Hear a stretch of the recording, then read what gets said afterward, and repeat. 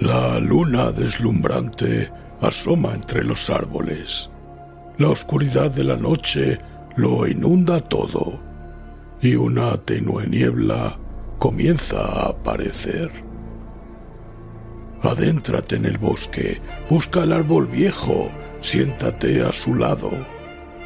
Ponte cómodo, cierra los ojos y escucha la historia que traen hasta ti las criaturas de la noche. Bienvenidos.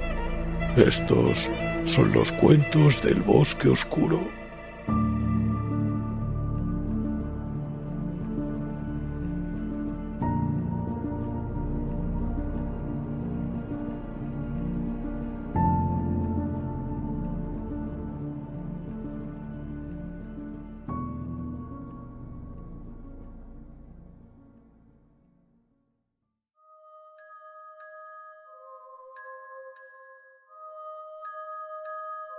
Si te gusta lo que hacemos, recuerda suscribirte.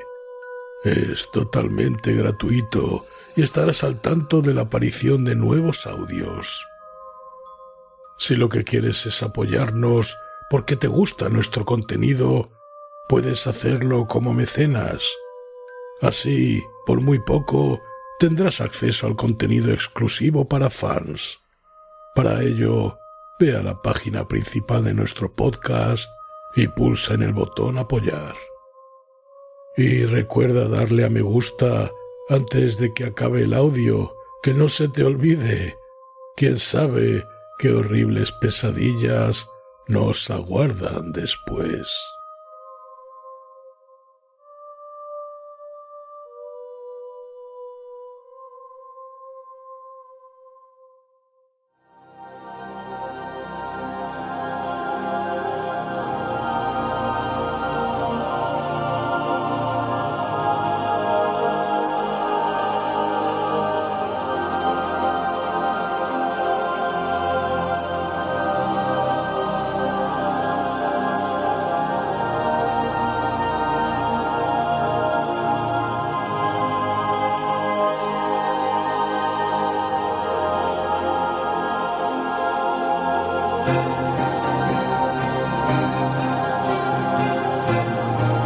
Cita con Rama, de Arthur C. Clarke.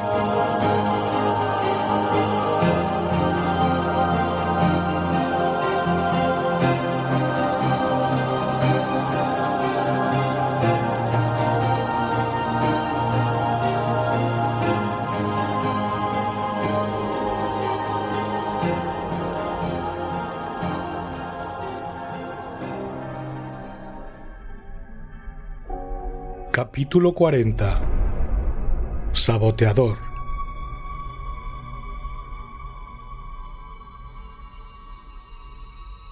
El pequeño aparato, algo así como una motocicleta, había sido desguarnecido de todo equipo innecesario. Ahora era un simple armazón que contenía los sistemas de propulsión, dirección y sostenimiento. Hasta se le quitó el asiento del segundo piloto, porque cada kilogramo extra de masa se pagaba con tiempo de misión.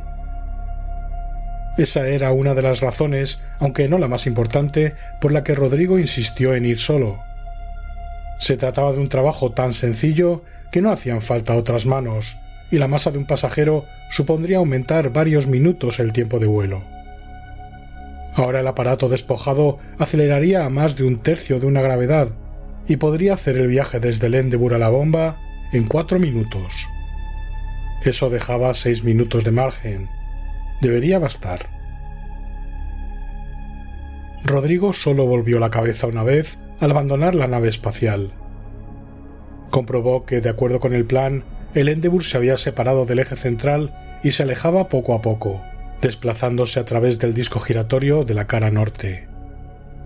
Para cuando él hubiese llegado a la bomba, el Endeavour habría colocado el espesor de Rama entre ellos. Se tomó tiempo para volar sobre la planicie polar. No había prisa allí, porque las cámaras de la bomba no podían enfocarle todavía, y en consecuencia podía ahorrar combustible.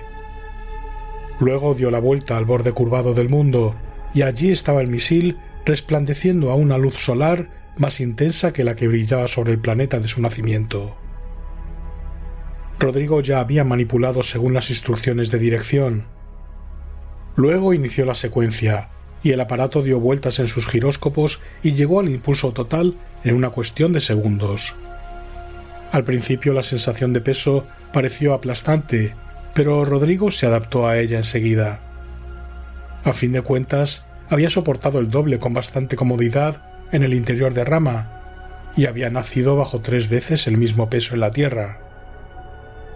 La inmensa pared curvada del cilindro de 50 kilómetros se desplazaba lentamente debajo de él, mientras su moto se dirigía directamente a la bomba. Sin embargo, era imposible juzgar las dimensiones de Rama, ya que era completamente liso y tan carente de rasgos característicos que resultaba difícil decir si giraba o no. A los 100 segundos de tiempo de misión se estaba aproximando a la mitad de la distancia prevista. La bomba se encontraba todavía a demasiada distancia para permitirle apreciar ningún detalle, pero parecía aún más brillante contra el cielo negro azabache. Era extraño no ver estrellas, ni siquiera la brillante Tierra o el deslumbrante Venus. Los filtros negros que protegían sus ojos del mortal resplandor lo hacían imposible. Rodrigo intuía que estaba batiendo un récord. Probablemente ningún otro hombre se había dedicado a trabajar fuera de la nave madre tan cerca del Sol. Era una suerte para él que la actividad solar fuera tan reducida. A los 2 minutos y 10 segundos, el impulso descendió a 0 y el aparato giró 180 grados. Recobró el impulso total instantáneamente, pero ahora la velocidad disminuía a la misma proporción enloquecida de 3 metros por segundo al cuadrado. Más aún en realidad, puesto que había perdido casi la mitad de su masa propulsora. La bomba estaba a 25 kilómetros de distancia. Llegaría al cabo de 2 minutos. Había alcanzado la velocidad máxima de 1500 kilómetros por hora, lo cual para una motocicleta del espacio era una total locura y probablemente otro récord. Pero esta no podía considerarse como una misión de rutina, y él sabía con precisión lo que estaba haciendo. La bomba iba creciendo en tamaño y ahora Rodrigo podía ver la antena principal dirigida hacia la invisible estrella de Mercurio. A lo largo de esa línea de transmisión, la imagen de su cercano vehículo había estado centelleando a la velocidad de la luz durante los últimos 3 minutos. Todavía quedaban 2 antes de llegar a Mercurio. ¿Qué harían los mercurianos cuando le vieran? La consternación sería general, por supuesto. Comprenderían de inmediato que él se había encontrado con el misil varios minutos antes de que ellos se enteraran de que estaba en camino. Probablemente algún oficial de guardia llamaría a una autoridad de mayor rango. Eso llevaría más tiempo. Pero aun en el peor de los casos, incluso cuando el oficial de guardia tuviera autoridad para detonar la bomba y apretara el botón enseguida, la señal tardaría otros 5 minutos en llegar. Aunque Rodrigo no hubiera hecho una apuesta, los cristianos del cosmos jamás apostaban ni jugaban, estaba seguro de que no se produciría una reacción instantánea. Los mercurianos dudarían en destruir un vehículo de reconocimiento procedente del Endeavour, aun cuando sospecharan sus motivos. En verdad, primero intentarían alguna forma de comunicarse con él, y ello supondría más dilaciones. Y había una razón todavía mejor. No desperdiciarían una bomba gigante en destruir una simple motocicleta, y claramente sería desperdiciada si se la hacía estallar a 20 kilómetros de su blanco. Tendrían que desplazarla primero. Oh, sí, contaba con tiempo suficiente y de sobra. Pero seguiría suponiendo lo peor. Procedería como si el impulso del disparador fuese a llegar en el mínimo plazo posible, apenas 5 minutos. Mientras el pequeño vehículo se acercaba a los últimos cientos de metros, Rodrigo comparaba rápidamente los detalles que ahora podía ver con aquellos que había estudiado en las fotografías tomadas a larga distancia. Lo que solo había sido una colección de fotos se convertía en duro metal y liso plástico. Ya no era algo abstracto, sino una mortífera realidad. La bomba era un cilindro de unos 10 metros de largo y 3 de diámetro. Por una extraña coincidencia, casi de las mismas proporciones que Rama, Dicho cilindro se hallaba unido al armazón del vehículo conductor por un enrejado de cortas viguetas en forma de I.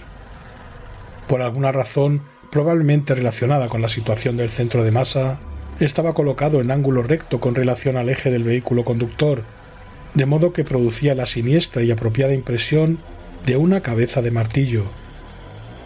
Era en verdad un martillo, lo bastante poderoso como para aplastar un mundo. A cada extremo de la bomba se extendían un montón de cables trenzados a lo largo del lado cilíndrico y desaparecía a través del enrejado en el interior del vehículo. La comunicación y el control en su conjunto estaban allí. No había antenas de ninguna especie en la bomba en sí. Rodrigo solo tenía que cortar esos 2 juegos de cables y no quedaría más que un inofensivo metal inerte. Aunque aquello era justo lo que había esperado, parecía demasiado fácil. Consultó su reloj. Pasarían otros 30 segundos antes de que los mercurianos, aunque lo hubieran estado observando cuando había rodeado el borde de rama, se enteraran de su existencia. Tenía 5 minutos absolutamente seguros para un trabajo ininterrumpido y el 90% de probabilidades de contar con más tiempo. Tan pronto como su propio vehículo se detuvo por completo, Rodrigo lo amarró al armazón del misil, de modo que los dos formaran una estructura rígida. Hacer este trabajo apenas supuso unos segundos. Ya había escogido sus herramientas y saltó enseguida de su asiento, solo un poco entorpecido a causa de la rigidez de su traje espacial. Lo primero que descubrió al inspeccionar fue una pequeña placa de metal con la siguiente inscripción: Departamento de Ingeniería Energética, Sección D, Sunset Boulevard 47, Vulcanópolis 17464. Para más información, dirigirse a Henry K. Jones. Rodrigo sospechaba que en cuestión de algunos minutos el señor Jones estaría ocupado. Las pesadas pinzas hicieron un trabajo rápido con los cables. Mientras separaba los primeros hilos, Rodrigo apenas dedicó un pensamiento a los fuegos del infierno encerrados a unos pocos centímetros de distancia. Si al manipular con la pinza los conectaba, ni siquiera se daría cuenta. Volvió a mirar su reloj. Había tardado menos de un minuto, lo que significaba que iba bien de tiempo. Ahora le tocaba el turno a los cables interiores y luego de vuelta a casa, bien a la vista de los furiosos y frustrados mercurianos. Estaba empezando a trabajar con la pinza en el segundo grupo de cables cuando sintió una débil vibración en el metal que tocaba. Sobresaltado, echó una mirada a lo largo del cuerpo del misil. El característico resplandor azul-violeta de una tobera de plasma en acción aleteaba alrededor de uno de los propulsiones de control de posición. El misil se preparaba para desplazarse.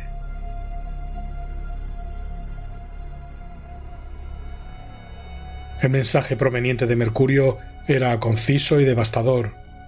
Llegó 2 minutos después de que Rodrigo hubiera desaparecido por el borde de rama.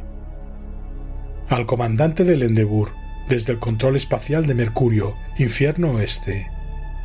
Dispone usted de 1 hora desde la recepción de este mensaje para abandonar la vecindad de rama.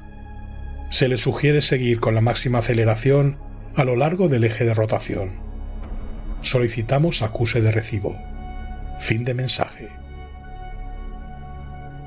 Norton leyó el mensaje con una sensación de absoluta incredulidad, que fue seguida de una intensa cólera. Experimentó el infantil impulso de responder con otro mensaje en el que explicara que toda su tripulación se encontraba diseminada por el interior de rama y tardaría horas en evacuarlos a todos. Pero con eso no lograría nada, excepto tal vez probar la determinación y descaro de los mercurianos. ¿Y por qué se habían decidido a actuar varios días antes del perihelio? Se preguntó si tal vez la creciente presión de la opinión pública se estaba volviendo insoportable y por lo mismo habían decidido presentar al resto de la especie humana unos hechos consumados. La explicación parecía fallar en su base, porque tal sensibilidad habría sido algo completamente inusitado.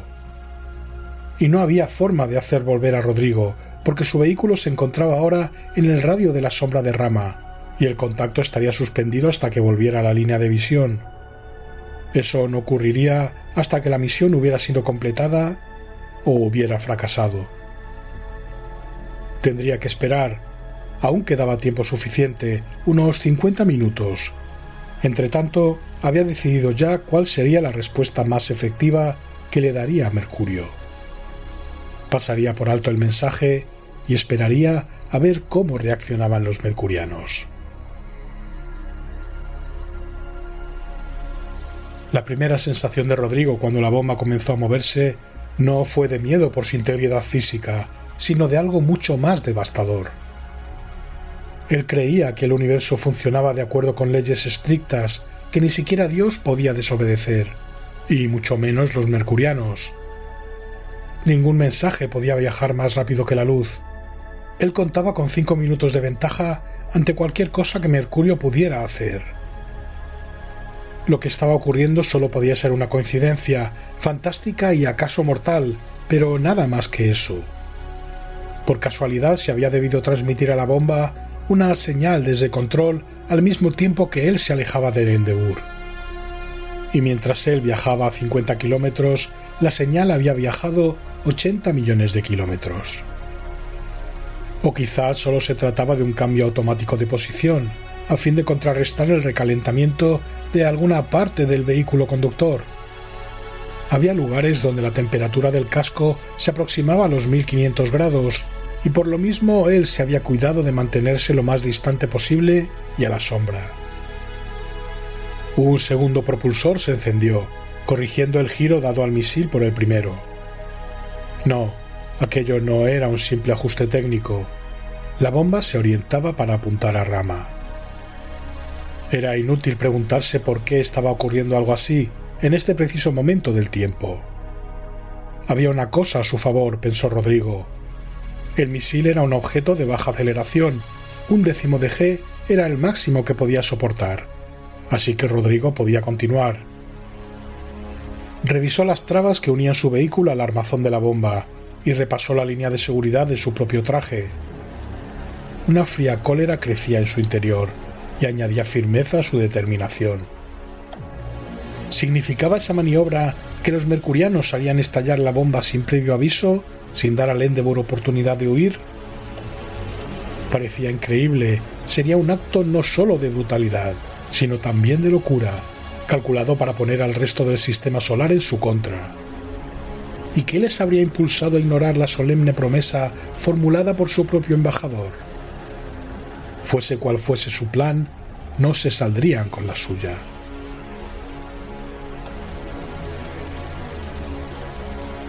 El segundo mensaje proveniente de Mercurio fue idéntico al primero y llegó 10 minutos más tarde.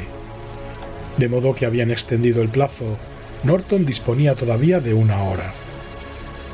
Y ellos, los mercurianos, seguramente habían esperado el tiempo suficiente para recibir una respuesta del Endeavour antes de volver a comunicarse con él. Pero ahora se añadía otro factor. A estas alturas ya debían haber visto a Rodrigo en sus pantallas y habían dispuesto de varios minutos para entrar en acción. Sus instrucciones al misil podían estar ya en camino y llegarían en cualquier momento. Y él debía estar preparándose para partir. En un instante, el enorme escudo de Rama, que parecía llenar el cielo, podía tornarse incandescente a lo largo de los bordes y brillar con un resplandor efímero que eclipsaría el del sol.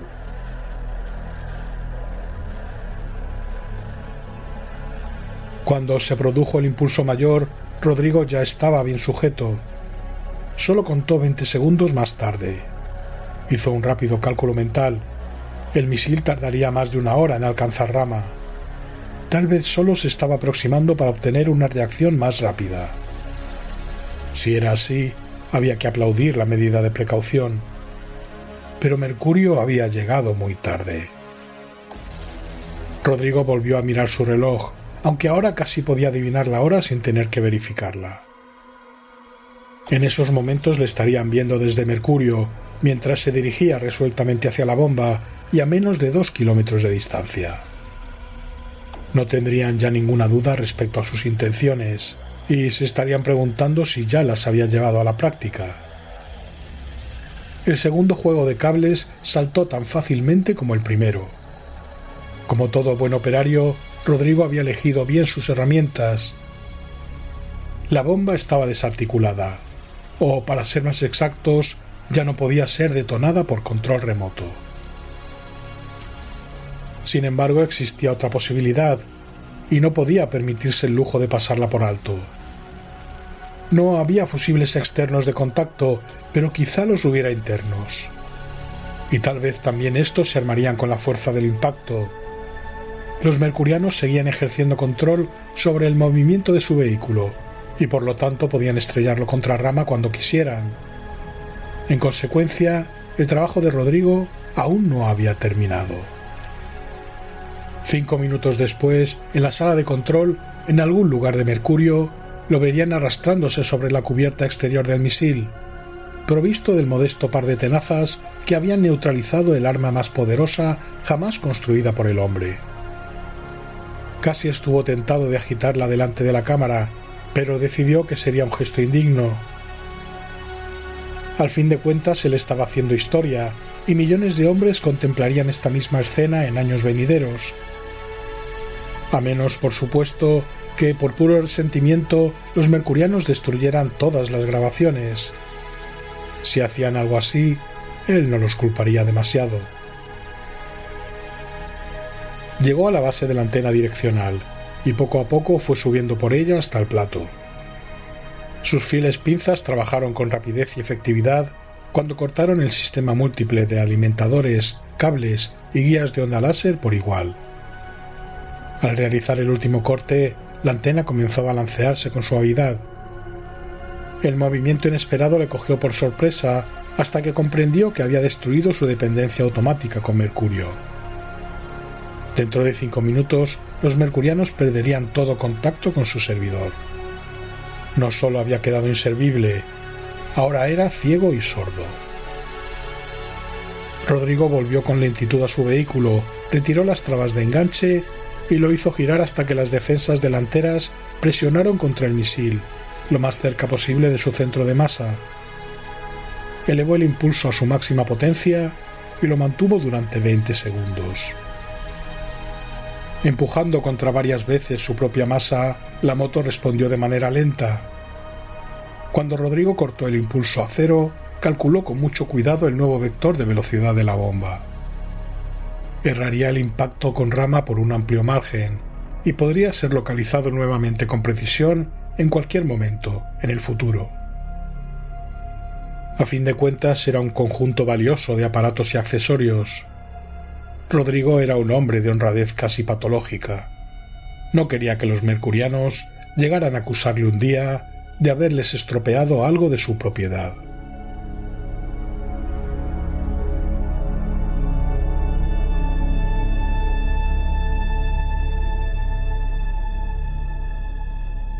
Capítulo 41. Héroe.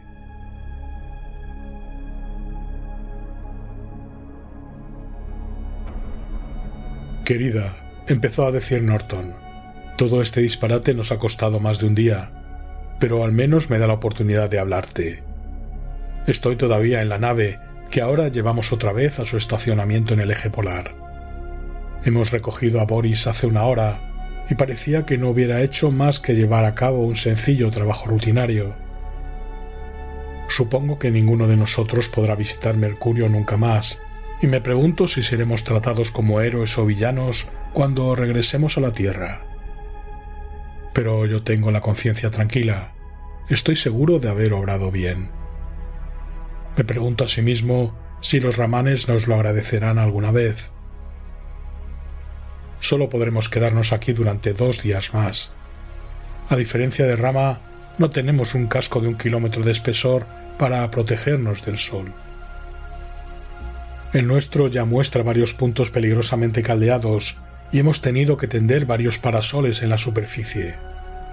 Lo siento, querida, no era mi intención aburrirte con mis problemas. Así pues, solo queda tiempo para un viaje más a Rama, y pienso sacarle el mayor partido posible. Pero no te preocupes, no correré ningún riesgo. Norton detuvo la grabadora. Aquello, por no llamarlo de otro modo, era deformar la verdad. El peligro y la inseguridad reinaban a cada instante en Rama. Ningún hombre se sentiría realmente como en su casa allí, en presencia de fuerzas que iban más allá de su comprensión. Y en este viaje final, ahora que sabía que jamás volverían y que no comprometerían futuras operaciones, se proponía desafiar su suerte un poco más. Dentro de 48 horas, pues, habremos completado la misión Rama. Lo que ocurrirá después aún es incierto. Como sabes, hemos utilizado casi todo nuestro combustible para entrar en esta órbita. Todavía estoy esperando que se me diga si un tanque podrá encontrarse con nosotros a tiempo para poder regresar a la Tierra o si tendremos que realizar un descenso de planeta en Marte. De todas maneras, estaré en casa para Navidad. Dile a nuestro hijo que lamento no poder llevarle un cachorro de biot. No existe tal especie. Todos estamos bien, pero muy cansados. Después de esto me he ganado mi buen permiso y nos resarciremos del tiempo perdido. Si te hablan mal de mí, podrías proclamar que estás casada con un héroe. ¿Cuántas mujeres tienen un esposo que haya salvado a un mundo? Como siempre, Norton escuchó atentamente la cinta antes de duplicarla, para asegurarse de que era aplicable a sus dos familias.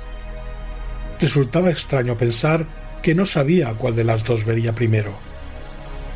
Por lo general, sus planes y periodos de descanso quedaban determinados con un año de adelanto por lo menos, regidos por el inexorable movimiento de los planetas.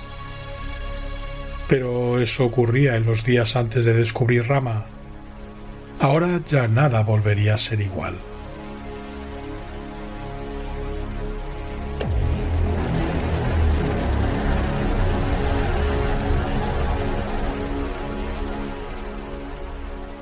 Capítulo 42. Templo de Cristal.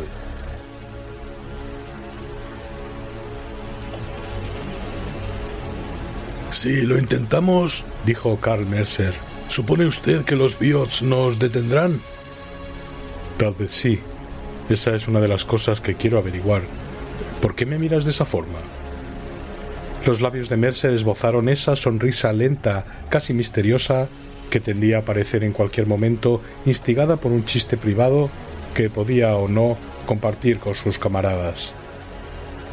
Me estaba preguntando, jefe, si piensa usted que es dueño de Rama. Hasta ahora ha prohibido cualquier intento de penetrar en esos edificios. ¿Por qué ha cambiado de opinión? ¿Acaso se ha inspirado en los mercurianos? Norton lanzó una carcajada, aunque al punto se contuvo. Era una pregunta inteligente, y no estaba seguro de que las respuestas obvias fueran las correctas. Tal vez me he mostrado demasiado cauto, respondió.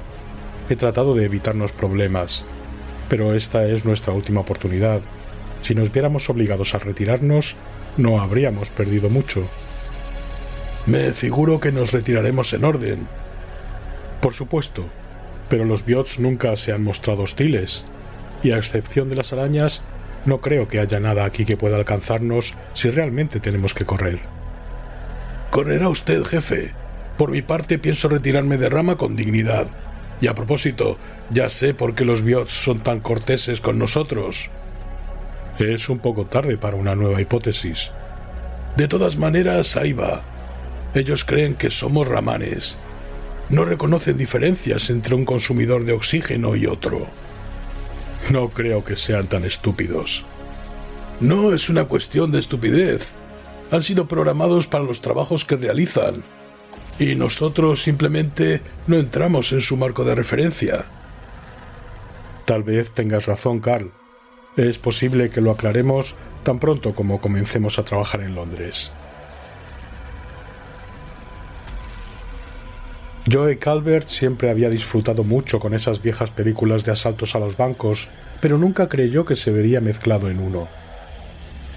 No obstante, en esencia, era lo que estaban haciendo en aquel momento. Las desiertas calles de Londres aparecían llenas de amenazas, aunque él sabía que solo se trataba de sus remordimientos. No creía de verdad que esas estructuras selladas, sin aberturas, alineadas alrededor de ellos, estuvieran repletas de habitantes en estado de alerta, esperando para emerger en hordas furiosas tan pronto como los invasores tendieran la mano hacia sus propiedades. Por el contrario, estaba seguro de que todo ese complejo, así como el resto de las ciudades, era simplemente una especie de campo de almacenaje. Pero un segundo temor, basado también en innumerables y antiguas obras policíacas, tenía tal vez más fundamento. Aunque no hubiera timbres de alarma y sirenas aullantes, era razonable suponer que Rama dispondría de algún sistema de llamada de atención. ¿Cómo, si no, sabían los Biots cuándo y dónde se requerían sus servicios? «Los que no lleven consigo gafas protectoras, que se vuelvan de espaldas», ordenó Willard Myron. Un olor a óxidos nítricos empezó a expandirse mientras el aire mismo comenzaba a arder al haz de luz del proyector láser, y se oyó un firme siseo al tiempo que el ígneo cuchillo avanzaba hacia secretos ocultos desde la aparición del hombre. Nada material podía resistir aquella concentración de poder, y el corte prosiguió sin interrupción a una velocidad de varios metros por segundo. En un tiempo notablemente breve se había cortado una sección lo bastante grande como para permitir el paso de un hombre. Puesto que la sección cortada no parecía que se moviera, Myron la golpeó con suavidad primero, luego un poco más fuerte, y por fin con todas sus fuerzas. Solo entonces cayó hacia atrás con un ruido sordo y retumbante. Una vez más, como le ocurrió cuando por primera vez penetró en Rama, Norton recordó al arqueólogo que había abierto la antigua tumba egipcia. Sin embargo, no esperaba ver el brillo del oro. En realidad, carecía de ideas preconcebidas mientras iba deslizándose a través de la abertura con la antorcha extendida delante de él. Un templo griego hecho de cristal. Esa fue su primera impresión. El edificio estaba lleno de filas y filas de columnas verticales y cristalinas, de 1 metro de ancho y que se extendían del suelo al techo. Había cientos de ellas, perdiéndose en la oscuridad fuera del alcance de su antorcha. Se acercó a la columna más próxima y dirigió el haz de luz a su interior. Refractada como a través de una lente cilíndrica, la luz se extendía en abanico hasta el extremo más alejado para ser enfocada y vuelta a enfocar, más débil en cada repetición, en la formación de pilares más y más atrás. Tuvo la sensación de estar en el centro de algún complicado juego óptico. «Esto es muy bonito», comenzó el práctico Mercer. «¿Pero qué significa? ¿Para qué sirve un bosque de pilares de cristal?» Norton dio unos golpecitos secos en la columna. Parecía sólida, aunque más metálica que cristalina. Estaba completamente desconcertado y, en consecuencia, siguió un sabio consejo, oído alguna vez, mucho tiempo atrás. Cuando tengas dudas, no digas nada y sigue adelante. Al aproximarse a la columna siguiente, que era una réplica exacta de la anterior, oyó la exclamación de sorpresa lanzada por Mercer. «Habría jurado que este pilar estaba vacío, y ahora hay algo en su interior». Norton se volvió rápidamente hacia atrás. «¿Dónde?», preguntó. «No veo nada». Siguió la dirección señalada por el índice de Mercer. No indicaba nada. La columna estaba transparente por completo. «¿No lo ve?», inquirió Mercer incrédulo. «Venga por este lado. ¡Maldición, ya lo he perdido!». «¿Qué está pasando aquí?», exclamó Calvert. Transcurrieron varios minutos antes de que recibiera algo parecido a una respuesta. Las columnas no eran transparentes desde todos los ángulos o desde cualquier iluminación. Mientras se caminaba alrededor, distintos objetos surgían súbitamente a la vista, al parecer encajados en su interior como moscas en ámbar, y volvían a desaparecer. Había docenas de tales objetos, todos diferentes. Daban la impresión de ser reales y sólidos, y sin embargo muchos parecían ocupar un volumen idéntico de espacio. Hologramas, dictaminó Calvert, exactamente como en un museo de la Tierra. Tal era la explicación obvia, y por lo mismo Norton la consideraba con desconfianza. Sus dudas se acrecentaron cuando examinó otras columnas y evocó las imágenes almacenadas en su interior. Herramientas de mano, aunque para manos muy grandes y peculiares, pequeñas máquinas con teclado que parecían haber sido hechas para más de 5 dedos, instrumental científico, utensilios domésticos sorprendentemente convencionales y que incluían cuchillos y platos que, a no ser por sus medidas, no habrían llamado la atención en ninguna mesa de la Tierra. Todo estaba allí, con cientos de objetos menos identificables, a menudo mezclado en el mismo pilar. Un museo seguramente tendría algún ordenamiento lógico, alguna selección de temas relacionados entre sí. Esta parecía ser una colección de quincallería completamente azarosa. Habían fotografiado las esquivas imágenes en el interior de un gran número de pilares de cristal, cuando su misma variedad proporcionó a Norton una clave.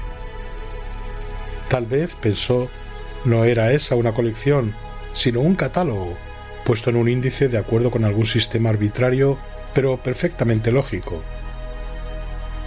Recordó las yuxtaposiciones presentadas por cualquier diccionario o lista alfabética y expuso la idea a sus compañeros. Comprendo lo que quiere decir, jefe, asintió Mercer. Los ramanes se sentirían igualmente sorprendidos de ver cómo nosotros ponemos en un diccionario, por ejemplo, cámara junto a camarera. O bote junto a botella, aportó Calvert tras pensarlo unos segundos.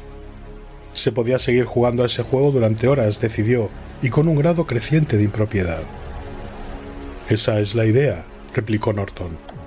Tal vez este sea un catálogo de imágenes en 3 dimensiones, patrones, moldes, heliografías sólidas, o como queráis llamarlas. ¿Con qué propósito? Bueno, conocéis la teoría acerca de los biots, la suposición de que no existen hasta que se les necesita. Y sólo entonces son creados, sintetizados, con moldes guardados en alguna parte. Ya entiendo, repitió Mercer, y prosiguió lenta y pensativamente. De modo que cuando un ramán necesita, pongamos por caso, un obrero zurdo, pincha el número de clave correcto y con el molde existente aquí se le fabrica una copia. Algo así, en efecto. Pero por favor, no me preguntéis sobre detalles prácticos. A medida que avanzaban, comprobaban que los pilares iban aumentando de tamaño, hasta llegar a medir más de 2 metros de diámetro. Las imágenes iban siendo así cada vez más grandes. Resultaba obvio que, sin duda por razones de importancia, los ramanes se atenían a una escala progresivamente en aumento. Norton se preguntó cómo, si era tal el caso, almacenaban algo realmente grande.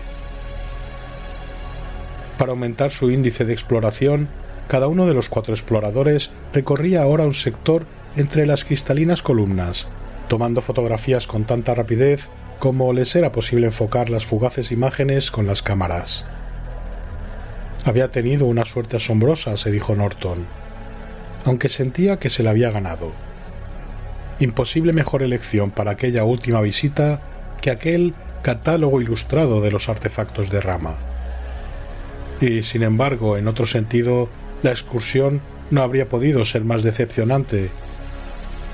Allí en realidad no había nada, excepto impalpables imágenes de luz y sombra. Esos objetos aparentemente sólidos carecían de existencia real. Aun siendo consciente de eso, en algún momento Norton experimentó el casi irresistible impulso de abrirse camino con el rayo láser hasta el interior de una de esas columnas, para tener algo material que llevar de regreso a la Tierra. Era el mismo impulso, pensó haciendo una mueca, que llevaría a un mono a querer apresar el reflejo de un plátano en el espejo. Estaba fotografiando lo que parecía un aparato de óptica cuando un grito de Calvert le hizo correr hacia él por entre las columnas. ¡Jefe! ¡Carl! ¡Will! ¡Venid a ver esto! Calvert era propenso a entusiasmarse de repente, pero lo que acababa de descubrir era suficiente para justificar cualquier excitación. En el interior de una columna de más de 2 metros había un trabajado arnés o uniforme, obviamente hecho para un ser vertical, más alto que un hombre. Una faja central muy estrecha rodeaba aparentemente la cintura, el tórax o alguna parte desconocida por la zoología terrestre. Desde la faja se levantaban 3 delgadas columnas que se iban estrechando hacia el extremo, terminadas en un cinturón perfectamente circular de un impresionante metro de diámetro. Las abrazaderas colocadas de forma equidistante solo podían estar destinadas a rodear miembros superiores, 3 concretamente. A ellos se añadían numerosas bolsas, hebillas, bandoleras de las cuales sobresalían herramientas o armas, tubos, conductores eléctricos, hasta pequeñas cajas negras que habrían cabido perfectamente en un laboratorio electrónico de la Tierra. El conjunto era casi tan complejo como un traje espacial, aunque solo proveía de una envoltura parcial al ser a quien estaba destinado. ¿Y este ser sería un ramán?, se preguntó Norton. Probablemente nunca lo sabremos, pero debió de ser inteligente, porque un simple animal no podría arreglárselas con todo ese sofisticado equipo. Más o menos de 2,5 metros de altura, dijo Mercer pensativamente. Sin contar la cabeza, sea lo que haya sido. Con 3 brazos y probablemente 3 piernas, añadió Calvert. Las mismas características generales de las arañas, en una magnitud mucho mayor. ¿Creéis que se trata solo de una coincidencia? Es difícil que lo sea. Nosotros hacemos a los robots a nuestra imagen. Es de suponer que los ramanes hacen o hacían lo propio.